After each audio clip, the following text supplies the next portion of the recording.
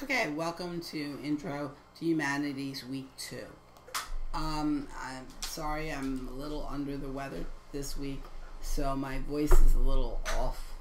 I did make a regular PowerPoint for you, and I will continue to make PowerPoints since that is what the class prefers.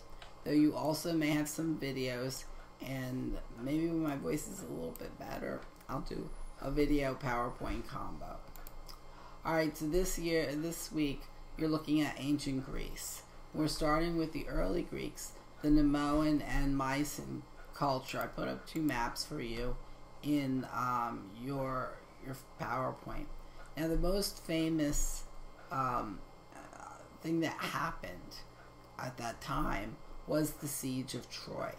And that was idealized by Homer, a blind poet, who some modern scholars believe may not have been one person, but rather a group of poets. And he talked about or glorified this war in his epic poem, the Iliad. And then the Iliad focuses on what we know as the Trojan War. So you have the story of the Trojan War with Helen and Agamemnon, and most importantly, Achilles. Now, Achilles is an interesting character because his mother made a deal with the gods, which allowed him to become impermeable. He couldn't be stabbed or cut. And she did that by taking him as a young child, holding him by the ankle, and dipping him in the river Styx. Now, she had to hold him by the ankle. She only could dip him once, so that meant that ankle was exposed. And that later was his downfall, as when he was hit in that Achilles ankle, he ended up dying. Now, we to this day kind of remind ourselves about that by calling that particular part of the body the Achilles tendon. It's kind of interesting that it still exists. The Odyssey is the story of one of Achilles' men, Odysseus' trip home. It's filled with lots of gods and monsters. It's quite interesting. Alright, so you've got some pictures in your PowerPoint from the Mycenaean culture. One is the snake goddess. Then there's a picture of a sporting event done by the Mycenaeans. The Minoans. The snake goddess is also from the Minoans, and the picture of the bull is from the Minoans, and that was a sport called bull leaping. The Minoans also had a very famous king, King Minos. Now, King Minos is part of a legend. According to the legend, his wife had relations of a sexual nature with one of the gods. I can't remember which one. It might have been Zeus. Zeus got around, and that produced a pregnancy, which produced a creature called the Minotaur. The Minotaur is half bull and half man, and the Minotaur was put into a dungeon area where there's a huge maze.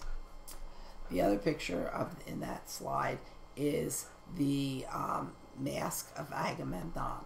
That's the king during the siege of Troy. So I talk a little bit about early Greek poetry, the Iliad and the Odyssey being two of the most famous. And the Iliad, aside from having Achilles, is also famous for the tale of the Trojan horse, where this giant horse structure is brought into Troy and it's filled with enemy soldiers, which then allow them to storm and take over. The other poem of that period, famous poetry of that period, is the poetry of Sappho. Now, Sappho was part of this circle of women that were devoted to music and poetry. There's also some legends that have her almost exclusively lesbian in nature. So some of the religion and philosophy of early Greece. Greece had multiple gods, and their gods were very human-like. and often they would interact with humans, mess around with them, have relations with them of a sexual nature. So they were very involved. But the philosophy was quite different. The philosophy began to look at things in a different manner. First, we had a philosophy of Hesiod, which he expressed in his poem Theogony. And that poem talks about this kind of lineage of the gods, beginning with chaos and the mother god Gaia, and that producing then all of the other gods, Zeus and so on. But then we have a more rationalism philosophy coming. And this is kind of the belief that human race is the source of truth in the world. And first they started believing that the world was made of some primal material. One of the philosophers, Thales, theorized that it was composed of water. Another philosopher had the primal stuff as air. Yet another one had it as fire. But eventually, there was one that produced a different theory.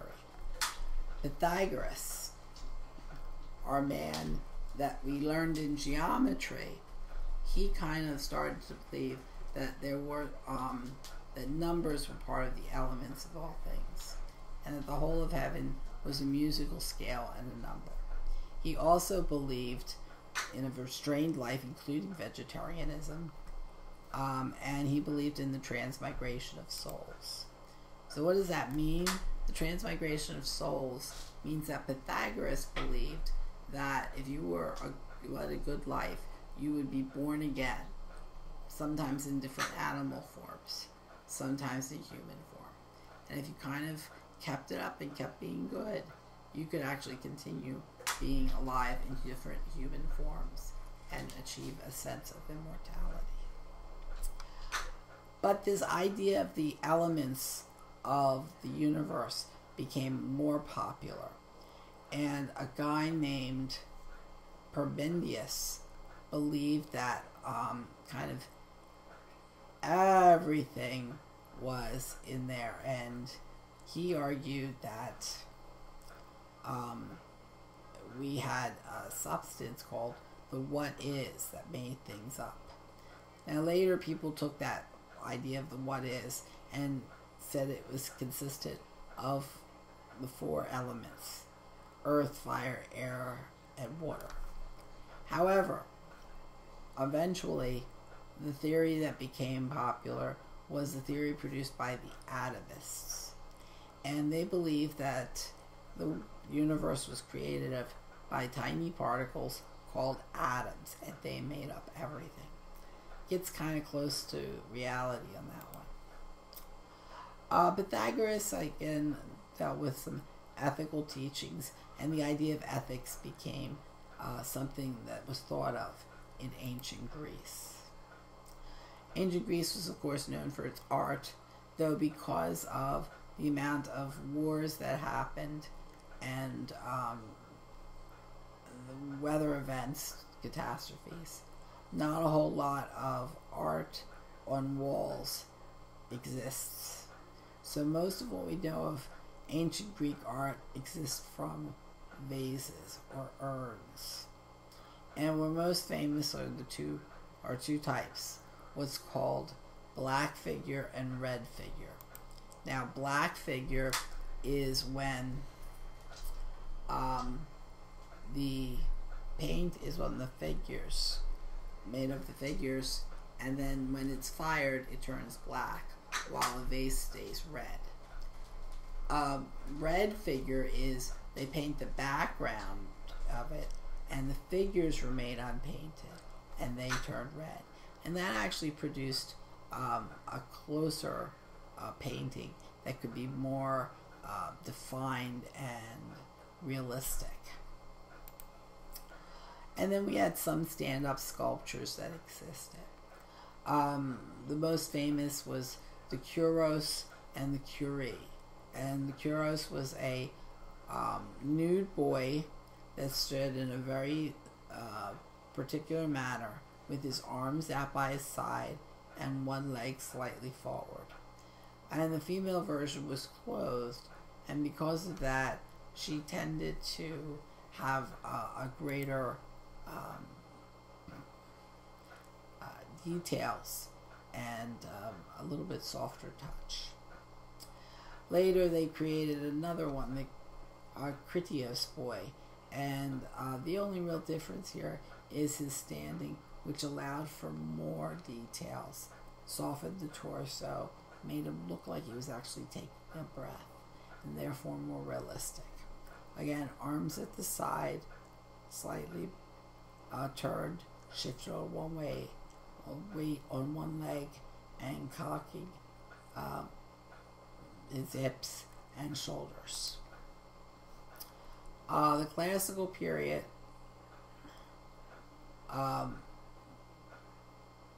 was between 480 BCE and the defeat by the Peloponnesians in 409 BCE.